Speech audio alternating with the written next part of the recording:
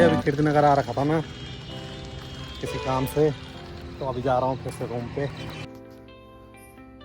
तो भाई बड़ी मुश्किल से किताब निकालते हैं भाई, रो रो के दोनों भाई होना था।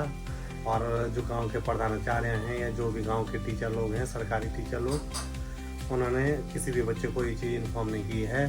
तो हेलो दोस्तों, नमस्कार, कैसे हो आप सब लोग। तो स्वागत है आप सबका मेरे एक नए ब्लॉग में उत्तराखंड के खूबसूरत शहर कीर्तिनगर से। तो भाई मुझे लगभग 1 महीना पूरा होने वाला है यहाँ पे, और अभी भी मेरी गाड़ी की प्रॉब्लम जो है महिंद्रा द्वारा सॉल्व नहीं की गई है। तो महिंद्रा वाले भाई अपनी तरफ से यहाँ स्टाफ तो कोशिश कर रहा है, लेकिन जो ऊपर वाला जो इनका एरिया है सपोर्ट वाला, वो सही ढंग से सपोर्ट नहीं कर रहा है। क्योंकि जहाँ से गाड़ी मैन्युफैक्चर हुई है वहाँ से भी प्रॉपर सॉल्यूशन नहीं मिल रहा है। ऐसा सिर्फ और सिर्फ एक्सपेरिमेंट कर रहे हैं भाई गाड़ी पे। तो अभी तो कोई प्रॉपर सॉल्यूशन मिला ही नहीं है भाई, और जबकि मेरा 1.5 महीना होने वाला है, और अभी कोई भी मुझे उन्होंने कंपनसेशन देने की बात खाली फ़ोन पे कर रहे हैं, और अभी कोई भी इसके रिगार्डिंग मुझे मेल नहीं आया है। तो मैं अभी उनसे बात करूंगा प्रॉपर ढंग से कि गाड़ी प्रॉपर मेरी ठीक होकर मेरे हैंड ओवर कब होगी, और उसमें अगर दोबारा ये प्रॉब्लम आई तो मैं गाड़ी सीधा जो है आपके सर्विस सेंटर में खड़ी कर दूंगा। ऐसा कुछ अभी मैं उनके पास प्रपोजल रखूँगा। तो भाई अभी मैं बात करूँगा, फिर मिलूँगा मैं आपको थोड़ी देर बाद। ये तो भाई अभी कीर्तिनगर आ रखा था मैं किसी काम से, तो अभी जा रहा हूँ फिर से रूम पे। आज तो महिंद्रा में जाऊँगा नहीं, क्योंकि अभी वहाँ पे वायरिंग आएगी तभी जाऊँगा भाई। अभी लगभग पहले उनके सीनियर एग्जीक्यूटिव से भी बात करूँगा, उसके बाद देखते हैं क्या प्रोसेस होती है, तभी जाऊँगा वहाँ पे महिंद्रा में। बाकी मुझे वहाँ से कुछ डिटेल भी चाहिए थी, उसके लिए तो मैंने जाना ही था, पर देखता हूँ अभी पहले मैं बात कर लूँगा। बात के थ्रू अगर डिटेल मिल जाएगी तो ठीक है, नहीं तो तब ही जाऊँगा बाद में।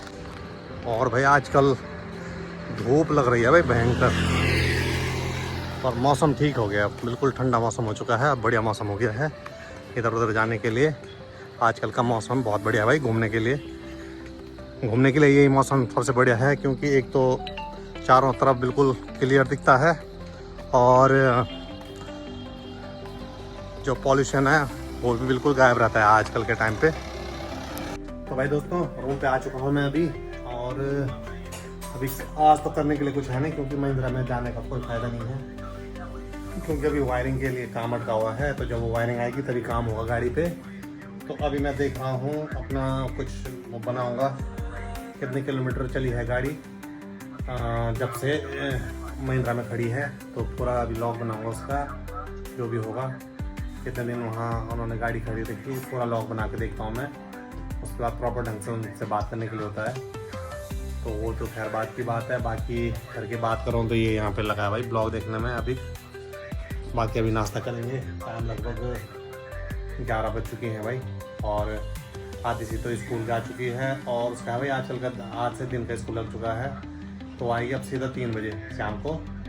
तो देखते हैं भाई क्या होता है क्या नहीं होता है। आज जरा नहाऊंगा धोऊंगा, फिर टाइम है, धूप लगी है अच्छी सी, फिर देखते हैं। कहीं जाऊंगा तो ठीक है, नहीं जाऊंगा तो आज घर में रेस्ट करूंगा, या कोई काम होगा करने के लिए। वैसे एक कंप्यूटर ठीक करने के लिए है, देखता हूँ अगर टाइम लगेगा तो इसको ठीक करूँगा। तो देखते हैं जैसा भी होगा, फिर देखते हैं। तो भाई लगभग 3:30 हो चुकी हैं, और मैं छत पे आ रखा हूँ। आज कहीं भी नहीं गया भाई, अभी तक सो रखा था, और अभी उठाऊँ बिल्कुल बोर हो गया भाई, क्योंकि दिमाग बिल्कुल भी काम नहीं कर रहा है, क्योंकि गाड़ी ठीक ही नहीं हो रही भाई बहुत कोशिश करने के बाद। तो भाई ये लोग सुखा रहे हैं कपड़े छत में, और स्कूल की छुट्टी हो चुकी है।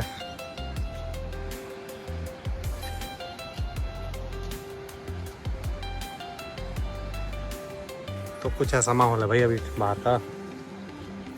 तो देखते हैं भाई अभी शाम को क्या किया जाता है। बिल्कुल बोर हो गया भाई आज घर पे बैठ बैठ के। इसको देते हैं, हाँ तो भी टूटा है, पर तब भी इसको चैन नहीं है भाई।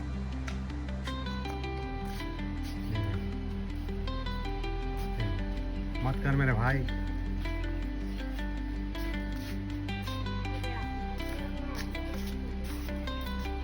चोट लगेगी, उस डंडे को मत पकड़। नीचे ही जा रहा हूँ मैं। तो भाई बड़ी मुश्किल से किताब निकालते हैं भाई, रो रो के दोनों भाई। ना कोई टाइम टेबल है इनका, ना कोई शेड्यूल है। बस जब डांट दो इनको तब निकालते हैं किताबें, पढ़ो शाबाश। तो भाई लगभग टाइम हो गया है 6:15 और कहीं नहीं गया भाई। मैं आज घर ही में बैठा हूँ सुबह से और अभी नहाया हूँ। तो अब तक थोड़ा दिया बत्ती करते हैं, फिर देखते हैं क्या करते हैं। और अभी भाई यहाँ लगे हैं अपने खेल में मशगूल। इसको तो कोई भी चीज मिलती है वो उसी पर लगा था खेलने में। ये देख लो भाई इसके हाथ। तो दोस्तों अभी हो रही है भाई शाम की लगभग 7:30 हो चुकी हैं। तो अभी एक न्यूज़ आई है मेरे पास कि हमारे गांव में कोई छात्रवृत्ति का पेपर होना था और जो गांव के प्रधानाचार्य हैं या जो भी गांव के टीचर लोग हैं, सरकारी टीचर लोग, उन्होंने किसी भी बच्चे को ये चीज़ इन्फॉर्म नहीं की है। लेकिन बहुत से बच्चे जो है इस पेपर की तैयारी कर रहे थे और शायद निकल भी जाते।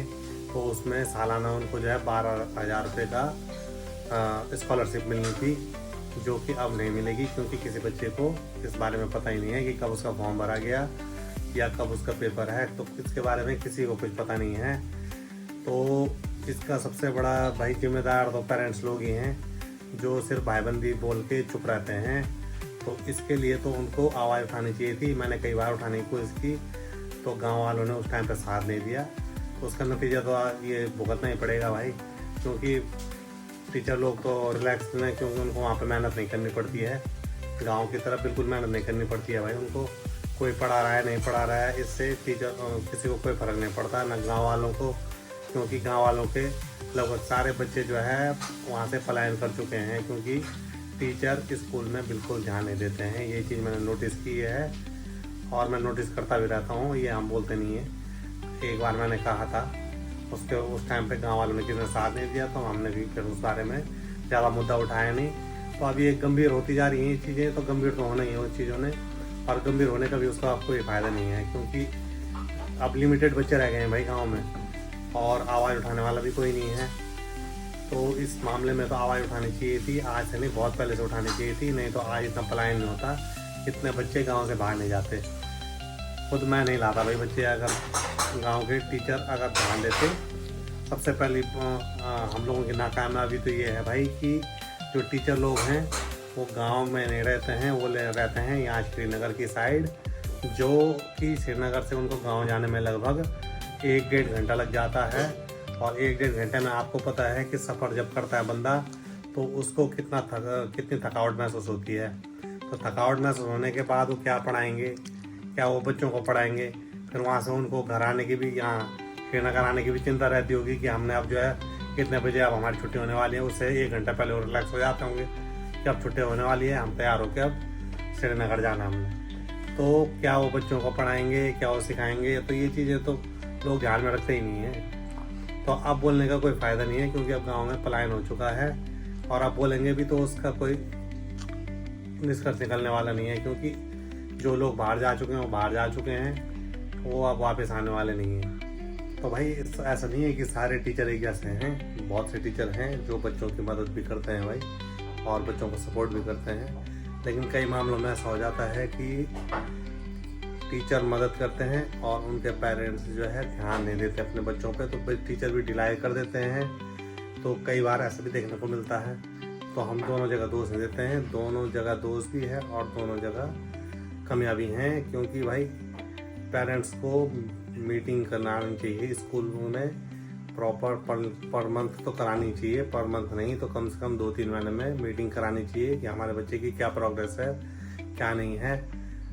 तभी जाके बच्चों की कमियां दूर होंगी और टीचर भी इस बारे में सोचेंगे और वो भी समझेंगे कि गांव के लोग जागरूक हैं, तो हमें यहाँ पर मेहनत करनी चाहिए। तो जब गांव के लोग ही जागरूक नहीं होंगे तो टीचर लोग तो ढिलाई बरतेंगे। उनको पता है कि किसी ने कुछ बोलना तो है नहीं, तो हम क्यों बिना मतलब की मेहनत करें। तो ये चीज़ें सोचनी चाहिए थी और अभी भी सोच सकते हैं तो सोचें भाई। बाकी पलायन तो गांव से लगभग पूरा हो चुका है। हमारे स्कूल में लगभग जो है गांव के स्कूल में लगभग बहुत कम बच्चे रह गए हैं। पलायन तो लगभग हो ही गया है।